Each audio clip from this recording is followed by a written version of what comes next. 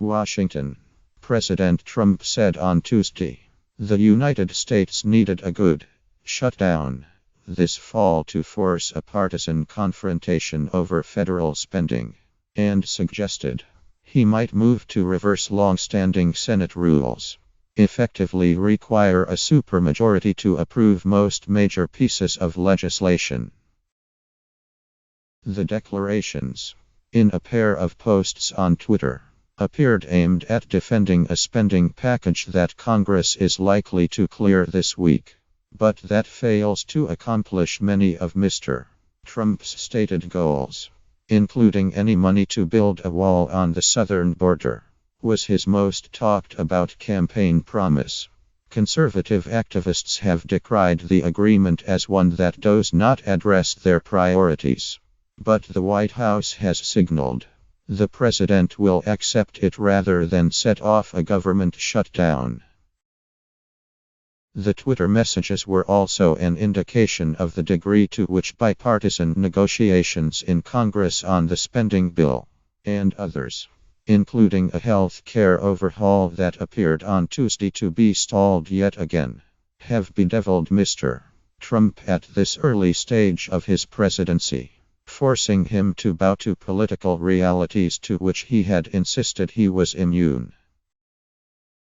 The reason for the plan negotiated between the Republicans and Democrats is that we need 60 votes in the Senate which are not there, Mr. Trump said in one post, an apparent reference to the spending package.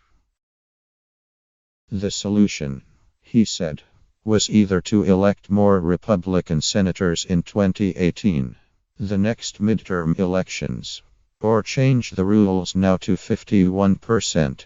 That appeared to refer to scrapping the so-called filibuster, allows any senator to insist on a 3/5 vote, rather than a simple majority, to act on legislative matters. Republicans already moved last month to eliminate the use of the tactic, Supreme Court confirmations, allowing them to move forward with the approval of Justice Neil M. Gorsuch over near-unanimous Democratic opposition. Our country needs a good shutdown in September to fix mess, Mr. Trump said. The White House moved swiftly on Tuesday to counteract Mr. Trump's contention that he had been forced into an agreement he dislikes, claiming victory on the spending package, and arguing that the White House had actually outfoxed Democrats who were spoiling for a shutdown. They wanted to try and make this president look like he could not govern, Mick Mulvaney, Mr. Trump's budget director, told reporters in a conference call. They wanted to make this president look like he did not know what he was doing, and he beat them on that at the very highest level. He praised the large increase in military spending in the bill, which dwarfed the money for domestic programs, and said that although no wall funding had been included, increases for border technology, maintenance, and repairs would help beef up security on the line between the United States and Mexico. Democrats, Mr. Mulvaney added, were desperate to show that we were not reasonable, and we completely destroyed that narrative by negotiating this deal. This is a huge victory for the president. But by publicly courting a future shutdown, an extraordinary move for a sitting president, Mr. Trump instead seemed to be confirming his reputation for rash statements may yield little in the way of follow-through.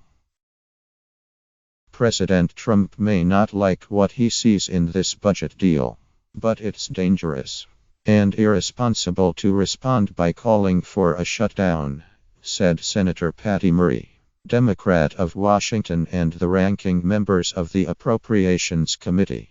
Hopefully, Republicans in Congress will do for the next budget what they did for this one. Ignore President Trump's demands. Work with Democrats. and get it done. Indeed, Republicans appeared eager to ignore Mr. Trump's latest outburst and focus on an agreement they said was worth supporting. How many times have I had this? Do you agree with a tweet this morning? House Speaker Paul D.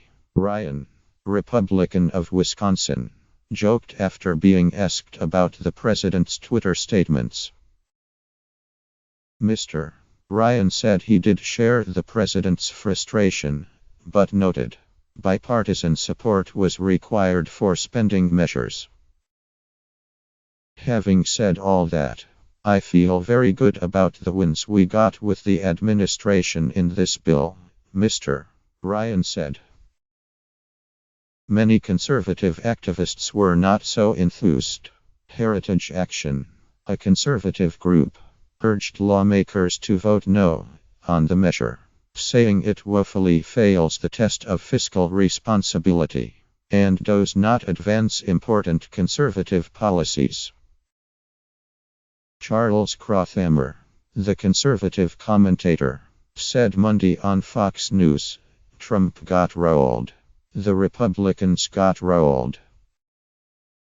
Anti-abortion rights groups also objected because the measure fails to defund Planned Parenthood, a goal that Mr.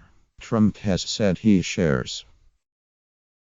One has to wonder if the Democrats are the majority party in Congress, said Matt Staver, chairman of Liberty Counsel, a group that promotes socially conservative policies. We urge President Trump to keep his promise. And we call on the Republican Congress to start leading and stop supporting failed policies. Mr. Mulvaney said the move to defund Planned Parenthood would wait enactment of the health care overhaul, a prospect that seemed to be growing more remote, not less. On Tuesday, as key Republicans said they could not support it. Let there be no mistake about this administration's commitment to the pro-life movement, he told reporters during the conference call. On Tuesday, Senator Mitch McConnell of Kentucky, the majority leader, praised the spending bill, which he said the Senate would vote on later this week, and did his best to portray it as a win for his party. This legislation will promote a number of American and conservative priorities, he said, noting its attendant funding increases for border security and the military, and cuts to climate control programs championed by the Obama administration. Democrats said Mr. Trump's tactics assured partisan rancor would continue to hang over Capitol Hill in the coming months, threatening to shut down the government on the heels of a successful bipartisan agreement is a sour and shameful note to kick off negotiations for the coming year, said Senator Patrick Leahy, Democrat of Vermont.